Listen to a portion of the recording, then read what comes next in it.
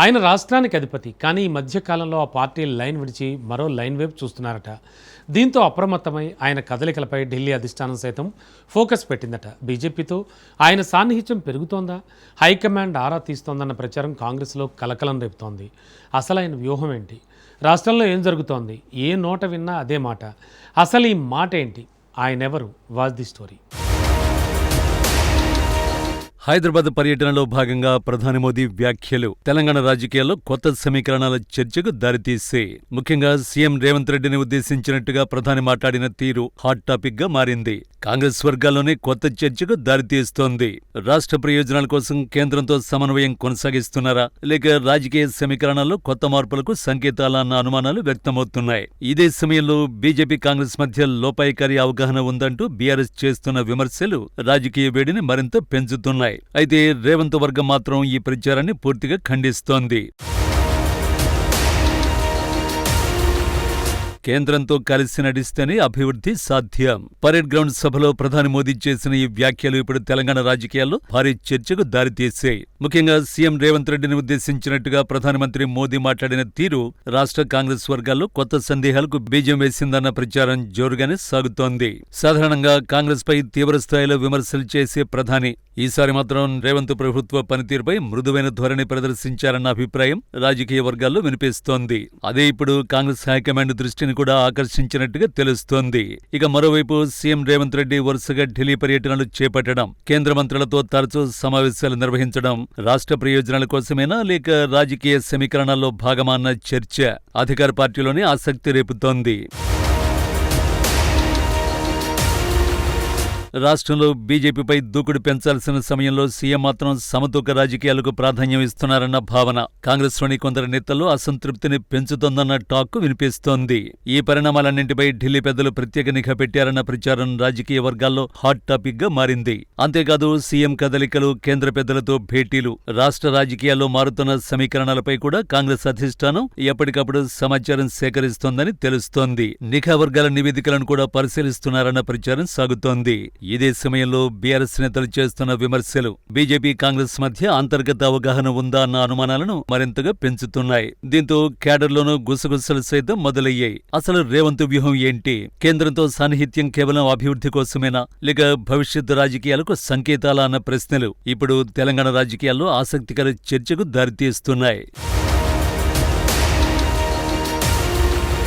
రాష్ట్రంలో కాంగ్రెస్ ప్రభుత్వం ఏర్పడిన తర్వాత రాజకీయ పరిణామాలను అధిష్టానం దగ్గర నుంచి నిశ్చితంగా గమనిస్తోంది. అయితే తాజాగా ప్రధాని మోదీ చేసిన వ్యాఖ్యల తర్వాత పరిస్థితిని మరింత సీరియస్ గా తీసుకున్నట్లు రాజకీయ వర్గాల్లో చర్చ జరుగుతోంది.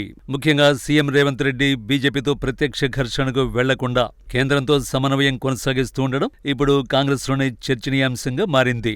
ఒకవైపు రాష్ట్ర ప్రయోజనాల కోసం కేంద్రంతో సఖ్యత అవసరం. నిధులు, ప్రాజెక్టులు, అభివృద్ధి పనుల కోసం ఢిల్లీతో సంబంధాలు బాగుండాల్సిందే. కానీ మరోవైపు అదే సాన్నిహిత్యం రాజకీయంగా బీజేపీకి దగ్గరవుతున్నారనే అనుమానాలకు తావిస్తోంది. దీంతో సీఎం రేవంత్ రెడ్డి ప్రస్తుతం ముందు నెయ్యి వెనుక గొయ్యి అన్న పరిస్థితిని ఎదుర్కొంటున్నారనే అభిప్రాయం వ్యక్తమవుతోంది. గతంలో కూడా ప్రధాని మోదీని పెద్దన్నగా సంబోధించిన సమయంలో కాంగ్రెస్ అధిష్టానం అసహనాన్ని వ్యక్తం చేసింది. ఇప్పుడు మోదీ మరోసారి బహిరంగ వేదికపై రేవంత్ రెడ్డిని తనతో కలిసి రావాలని ఆహ్వానించడం రాష్ట్ర రాజకీయాల్లో కొత్త చర్చకు దారితీసింది. తెలంగాణలో బీజేపీ బలపడుతున్న తరుణంలో సీఎం కేంద్రంతో మరీ సాన్నిహిత్యంగా ఉండడం పార్టీ క్యాడర్కు తప్పుడు సంకేతాలు పంపుతుందనే ఆందోళన కాంగ్రెస్ పెద్దల్లో కనిపిస్తోంది.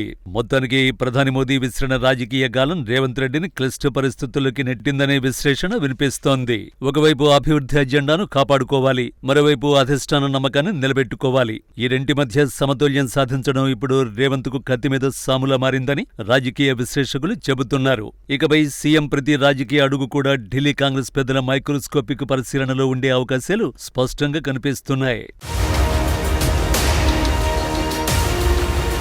ఢిల్లీ పర్యటనలో కేంద్ర మంత్రులతో భేటీలు, రాష్ట్ర ప్రయోజనాల పేరిట సాగుతున్న సమన్వయ రాజకీయాలపై పార్టీలోనే కొందరు నేతలు అనుమానాలు వ్యక్తం చేస్తున్నట్టు సమాచారం. తెలంగాణలో బీజేపీని రాజకీయంగా బలహీనపరచాల్సిన బాధ్యత కాంగ్రెస్ ప్రభుత్వంపై ఉన్న వేళ సీఎం కేంద్రంతో అత్యంత సఖ్యతగా వ్యవహరించడం పార్టీకి దీర్ఘకాలికంగా నష్టం చేసే ప్రమాదం ఉందన్న అభిప్రాయం వ్యక్తమవుతోంది.